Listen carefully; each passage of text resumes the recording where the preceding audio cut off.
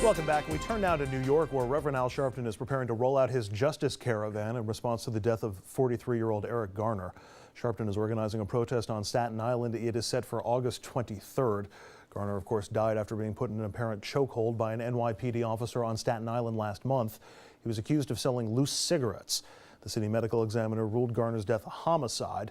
Now New York's Congressional delegation is preparing to take action. All 6 of these representatives are now asking the Justice Department to formally investigate Garner's death and the NYPD's broken windows policy. They say broken windows disproportionately affects Black and Latino communities. The Justice Department is reviewing the letter, and Attorney General Eric Holder has said that he is closely monitoring the situation. The local investigation now rests in the hands of Staten Island District Attorney Dan Donovan, who must decide whether to charge Officer Daniel Pantaleo, who is accused of putting Garner in that deadly grip. And I want to ask something that Dominic touched on in our last segment, which is why things have been different in reaction to the Garner case on Staten Island in New York than they have been in Ferguson, Missouri. And you talked about some of the NYPD tactics that are in play. My thought was, for all the criticism that Bill de Blasio took about sharing a stage with Al Sharpton, that Sharpton's presence may have actually helped defuse the situation to a point where things haven't escalated to what we've seen in Ferguson. And Dom, I'll start with you since you're shaking your head. Okay, that's completely the case.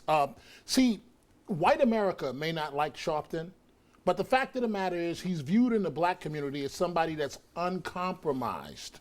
In the Black community, a number of leaders that the white community wants to put forward, the Black community feels that they will quickly sell out the interests of the Black community.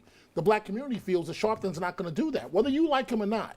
The Black community, when he went to City Hall and did what he did against Mayor Bill de Blasio, that might have been a public relations nightmare. The video we're looking at right now, that may have not been smart on behalf of the mayor to put an open mic in front of Sharpton, but that plays very well with the Black community. And thus, the Black community feels that Sharpton is on top of things. You have a progressive mayor.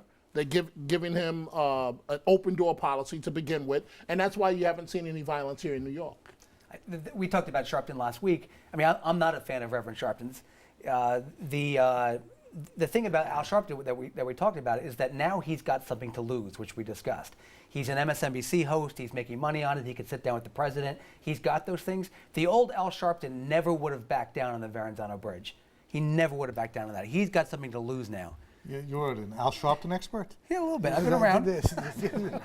Look, these problems are in the end political problems, and the political system, if it's run well, handles it right. Give de Blasio credit by both working with his police force, by working with representatives of the African American community, whoever they may be, and by putting himself out in the firing line. Things never got to the point they got to in Missouri. It's a tale of how you do handle this stuff as opposed to how you don't, and it worked. I don't think any of that's it. I think Staten Island is not Missouri. I mean, it's a different place. It's different people. It doesn't have the same kind of tensions that exist. And Al Sharpton he'll show up anywhere where there's a camera. And you don't bring in, if you're elected official, you do not bring in a person, an individual who may or may not inflame it. You got a police chief, the police chief's got to do your job.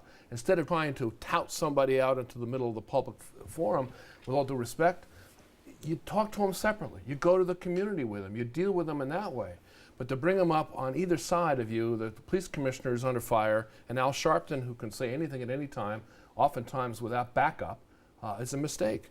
Okay, but what do you do? It wasn't a mistake. But county executive. But what do you do when the family happens to be the one that calls Sharpton in? Well, as often happens in the Black community. I don't say he doesn't have a role, and I think he does have a role as the leader and a person who speaks for the community.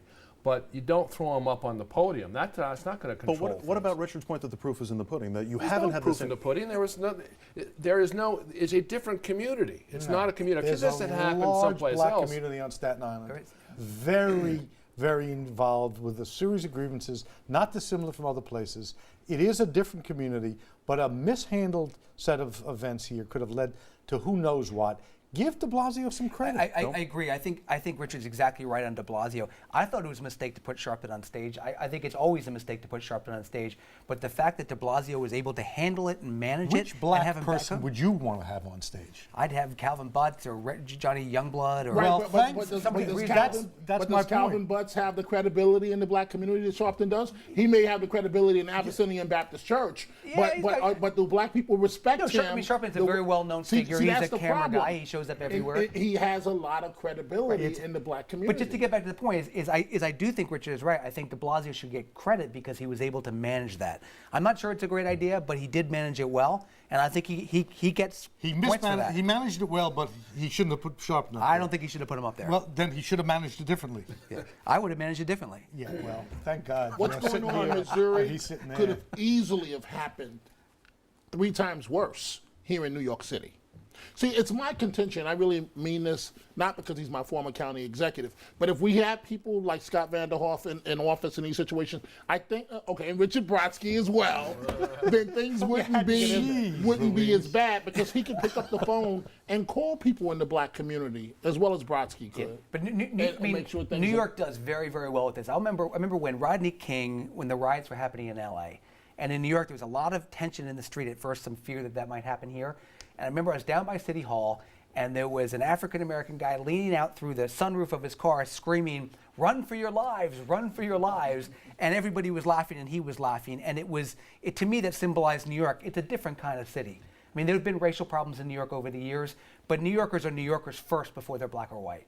And I think that to me captured it right there. It was everybody had a good laugh. Every one of the 75 nationalities that were on that street corner. What will be interesting is what happens on August 23rd when Sharpton holds his rally, because you have, Andrew, you have a lot of angry black people. I have to tell you, many of us are tired. Okay, L.A. just happened the other day, unarmed black man. Some say he was shot in the back. New York, Missouri. On video, a black woman mentally ill, the police officer, she's on the side of the highway, he's pounding her, punching her in the head. The black woman with no bra on, and her breasts are out, and 10 NYPD officers are standing there. I mean, come on, when is it too much? Let me ask a question. Racism exists in this country. It exists in this county, it exists in New York City, and violence against people of color goes on. Here's my question for you, though. You get Dan Donovan, who is legally required to investigate this case, to find out what was done, who's responsible, was it overzealous on part of the officer. The same thing going on in Ferguson. So now you have 4 or 5 politicians calling for a federal investigation. Doesn't it make sense to at least find out what the local authorities, and I'm not just asking you, it's rhetorical, what the final investigation says, rather than going off and asking for federal investigation? That would make sense, but anybody with half a brain, and I'm not trying to insult, knows that Donovan is not going to return an indictment. He can't. I don't think that's at Donovan all. is not. Why is it taking so long? I don't think that's What do you mean at all. taking so long? Dan In the murder Donovan. case? A Dan murder case, Donovan they is don't- not. Man, I don't hope charge I'm in a wrong, week. but Dan Donovan's base, no and defender. I know him well. His base is Staten Island. no defender. Firefighters and police officers that live on Staten Island. Law enforcement. There's no way I'm no conceivable defender that he can return of an Dan indictment Donovan, on but this you case. don't know, as somebody once said, relax. When you find out, you can find out. What I think the elected officials were doing was sending a warning shot across Donovan's I agree with that. I agree They with were that. saying, we're watching, and there's someone who can come in if you don't I do think, what I needs gotta- to be I done. think they had press people that said, let's throw a release out calling for a federal investigation. I got to jump to a break. We're going to take a quick break on RFL. More right Force after of this. habit, huh? Of course I have it. I thought you.